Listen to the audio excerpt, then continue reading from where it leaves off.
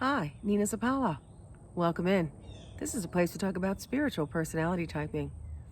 This week on the blog, I'm doing something fun. It's very lifestyle oriented. Talking about spring fashion trends. So, are you a trend setter, a trend hunter, or do you just have like an IDGAF? I think that's it. Anyway, I don't give up bleep about it. So we're going to look at your personality type and we're going to see really how your dominant trait influences your fashion sense. I'm really here to pound this into your brain, if you'll let me, how important your personality type is and how much it really affects and influences every aspect of your life. A couple of weeks back, I talked about travel, unpacking your travel personality. So now we're going to unpack your fashion sense. How does your personality, your traits, especially your dominant trait, how does it influence what you wear? Because it definitely influences what you wear. And I also want to speak to this, I think it's fun, I found it to be very interesting, is that we as a society in the past have looked at personality typing from a very in-the-box perspective. Let's just say that. It's been very stereotyped. And I think you'll see that if you start going through the blogs and start reading what I'm writing, I know, mistakes and all, it's just part of the stuff. That's an ENTP for you.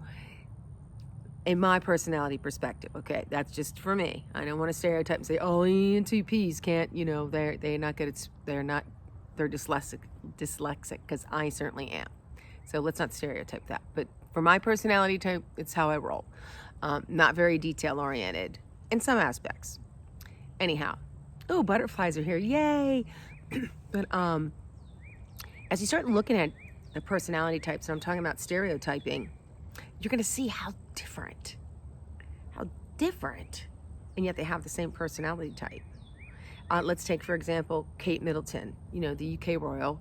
Pretty much everybody knows who she is, and pretty much everybody knows who Jessica Simpson is in the United States.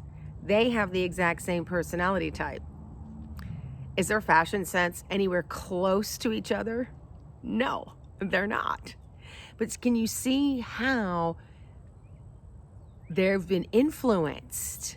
Kate Middleton is obviously influenced by her royal role that she plays out in life. Jessica Simpson has been highly influenced by her role as a pop star. But see how much that influences you? They both have the same personality type. Now, when you get down to the basics, yeah, you'll start seeing that, and I know Jessica Simpson has spoken of this, that she's very protective of her family, of her children. She wants to be a good role model for her children. Kate Middleton, the same thing. So they're very oriented into family. That's part of their dominant trait. But how they show up is in two different ways. So we can't stereotype people anymore, you guys. We have to stop doing that.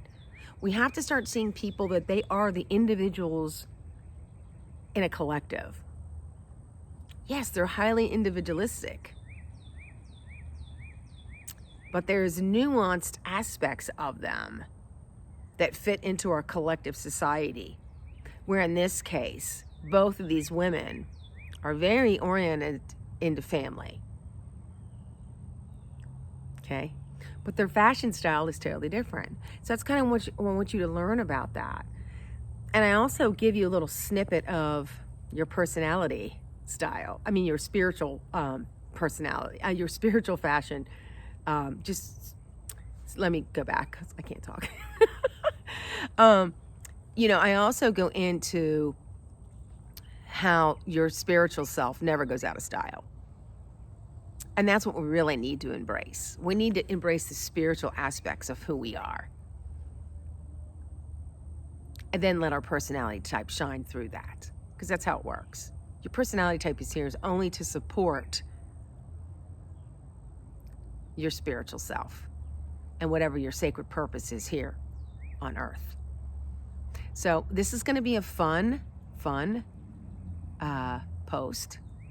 I'm not going to go into too much detail here because you got to go read the blog, because I can't go into every nuance. But I did want to speak to the fact that your personality type may not be indicative to what your fashion sense is because of your life experiences, maybe because of your culture, maybe because of your upbringing,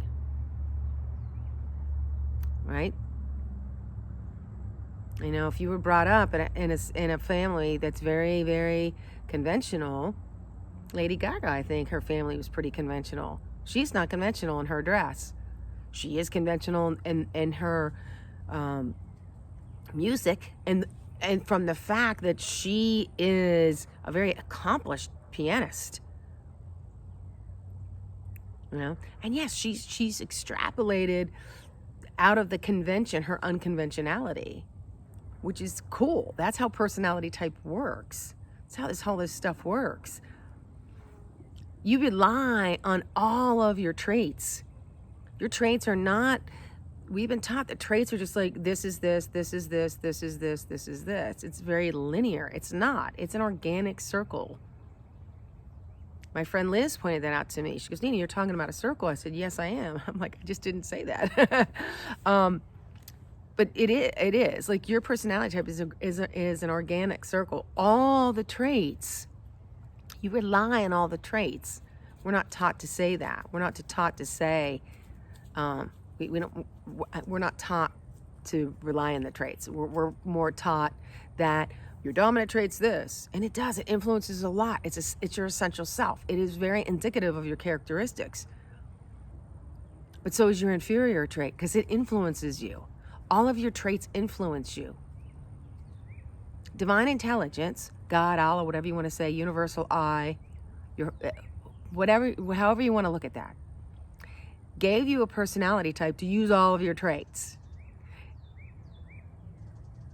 There's not said, oh, I'll pick and choose and use these. No, that's not how it works. Or else you would have only been given those two. We always think we can do better, I swear. And that's just part of being human, right? It's just part of that being human. But in this blog, I think it's going to be fun for you to look at some personality type examples I've given you for your trait and seeing how different they are, or seeing how similar they are. Because sometimes that dominant trait is just so strong, it doesn't waver. It's very pronounced in the types that have that. And where I'm seeing a little bit more differences is what I'm saying, is in more of the introverted types. And I'll give you another example of this. I think it's really interesting. Let me look at my computer here real quick, because I don't want to, oh, here it is. It came right up. Yay. Let me see here.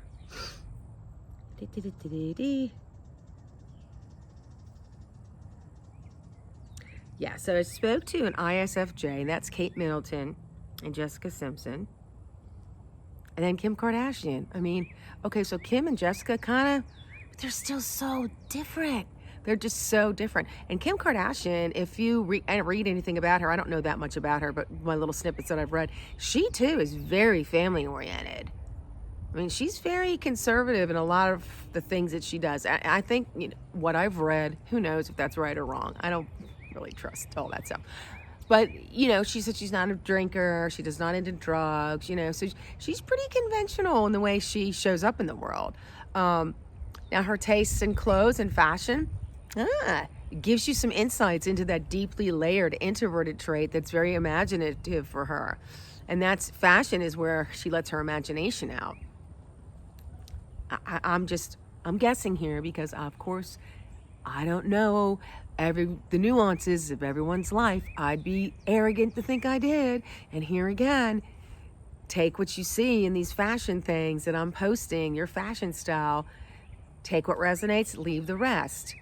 Like I said, I would be arrogant to think that I know exactly your fashion sense, because that'd be crazy. I'm just giving you some indicators, some predictive ideas of what your fashion sense should be. So, and then another one I think is really, really interesting. And I like, sometimes I still want to be her, but it's not who I am, is the ISFP personality type. Now here you have Jacqueline Kennedy Onassis, which I just, there's something about her that just intrigued the hell out of me. And Katharine Hepburn too, she's in this. Oh, excuse me, Audrey Hepburn, excuse me, it's Audrey Hepburn. There's something about their personas. They just kind of float into the room. They observe, and that's what they're doing. They're highly observant. They don't miss a detail. And they're so into the beauty and quality of a space, whether it's interior design, whether it's fashion, it's whether it's outside in a garden. They can kind of just absorb all of that because they're observers, and they're highly imaginative. Highly imaginative. And for them, this world is hard because it's kind of abrasive. And they're just such gentle souls. You know, they, like I said, they want to float in and float out. It's very interesting. But in the mix with these two, there's Cher. So come on. I mean, you know, you're in a room, Cher and Jackie O shows up. Come on. I'm like, would you ever think they were the same personality type? No. No, no, no, no, no. But see, it's all a result of that cultural conditioning, the way society is, and how they showed up in society.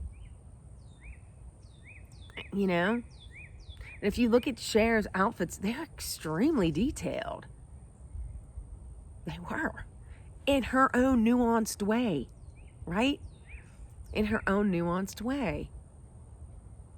Same with Audrey Hepburn. I mean, it's so interesting to me how different personality types show up in the world. And I think fashion's one of the coolest way to see people and see how their lives have just really affected them and how they show up, from their fashion sense,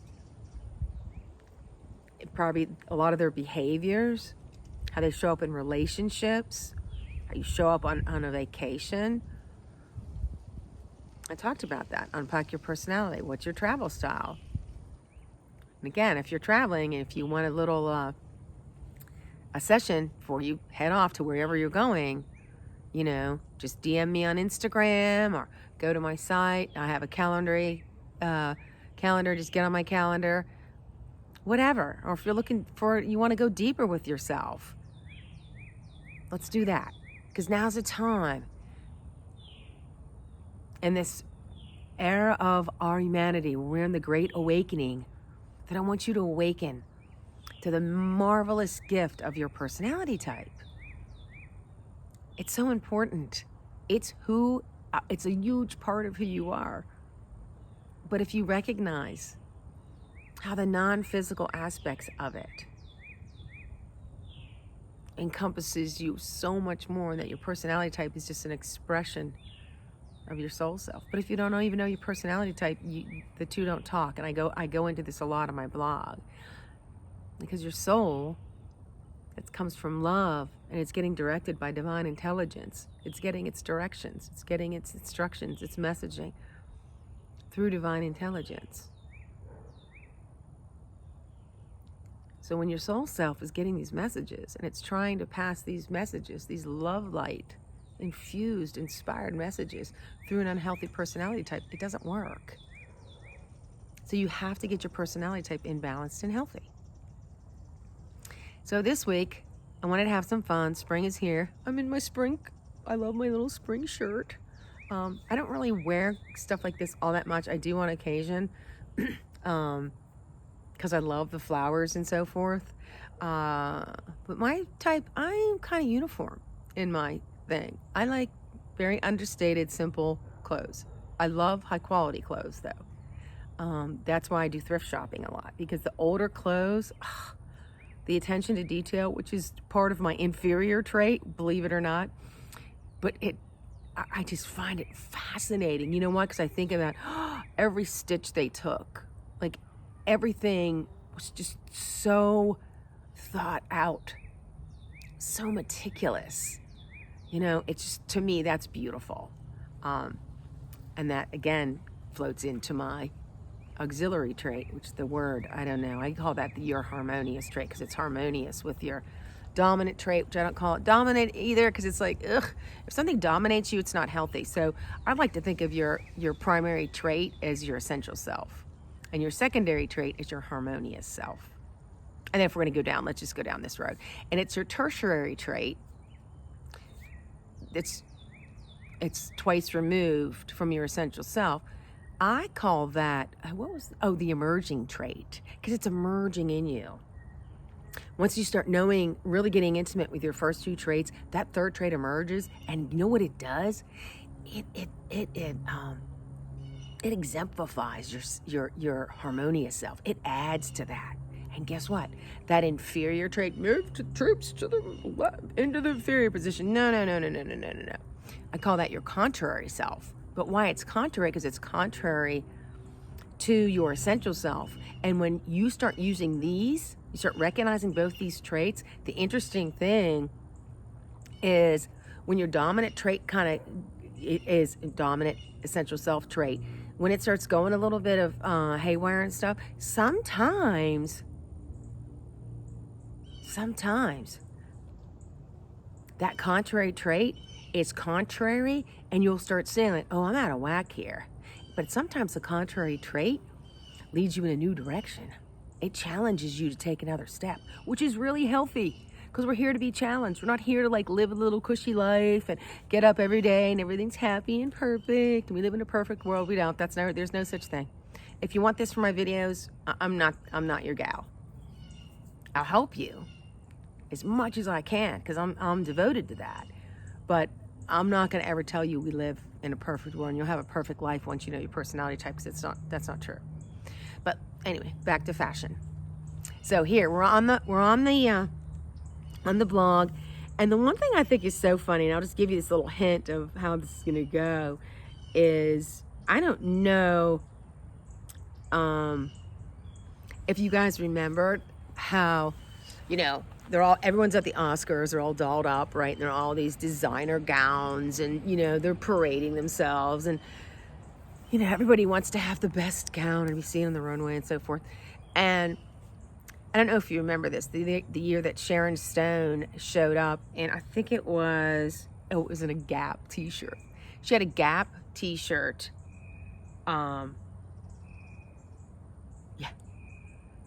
And she just threw like this, it was a designer blazer, but she threw that on. Everyone's like, oh my God, you look so, it was so cool. Like she looked just so cool.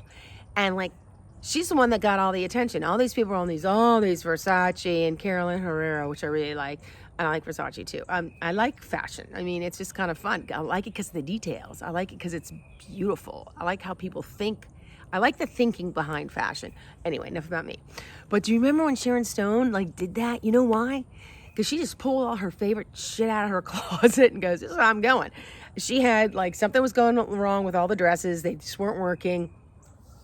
And it was, I say, couture gone wrong. But so she had to improvise. So she just went in her closet and picked out all what she loves. Well, then that's what your closet should be. When you open it up, you should be a place of all these cool things that you love. That's what my closet's turned into. I used to have 3 closets just full of stuff that I didn't even wear. Now I have 1 closet and everything in it I love. I love all my stuff. It's not a big closet. I don't have a lot. And it's a small closet. Small closet. But when I pick something on, and I know I could put it on, and I feel good about it because it's who I am. Now, I realize all that. I'm not having expectations for how people perceive me because I don't care. I'm showing up as who I am. That's what fashion should be. It should be fun, And I like a classic thing with something like eccentric. Like I'll put a pin somewhere where it doesn't go. And I did a blog on pins. I think I'll put that in I'll use that too, so you guys can go back and look at that, because that was kind of a fun one, like how to wear pins. But I do something and pins aren't really cool. So for a lot of people, pins are like, yeah, pin. I'm like, no. For me, things that are really in trend, I go the other way. I'm like, yeah, that's already done. It's kind of boring. Everyone's doing it. If everyone's doing something, I am not in. So, I set trends more than I'm not a trend hunter. I'll just do my own thing. Which kind of makes you a trendsetter because you're kind of bucking the trends. There are some types that love the trends. It makes them feel like they're part of something bigger and they belong, and that's cool too. And there's other people that are trend hunters. They kind of show up and start, they're so organized and efficient in who they are, that they just show up with this one personal style. And they keep on showing up, and they keep on showing up, and and eventually it becomes a trend, right? It's so cool. So each of our personalities are so dynamic, and we just do things in such a cool way for ourselves. And I hope you find this spring fashion blog just to be entertaining, just to be fun, just to break loose out of these rules. Whose rules are these anyway? They're not mine, and they shouldn't be yours. Fashion should be fun. Should be fun. If you want to wear white in the dead of winter, do it. I don't care. Who cares, right? If that's who you are, be you. Because when you show up dressed, that's in alignment with who you are, you're going to be more confident. And you're going to walk in a room and own it. Because you feel good about yourself. Because you're wearing something that you love. You're wearing something that's a part of who you are. Your fashion is an expression of your personality type. So, I'll end with that. I hope you guys enjoy this. It's, spring fashion is here. I don't really go into the fashions. I just go more into your type and your kind of fashion style. So if you're eager to learn about that, about yourself, go ahead and head over to the blog. Also, I'm on Instagram and Pinterest at Nina Zapala. So if you want to get some ideas there, because I kind of do different things on YouTube, and then I do different things on Instagram and Pinterest. So, just to have fun. So here you are. It's spring. What's your fashion style? What's in your closet? I'll see you next week. Hope you're enjoying these. Like, subscribe, share if you think somebody else would enjoy this. And again, I'll see you next week. All for now.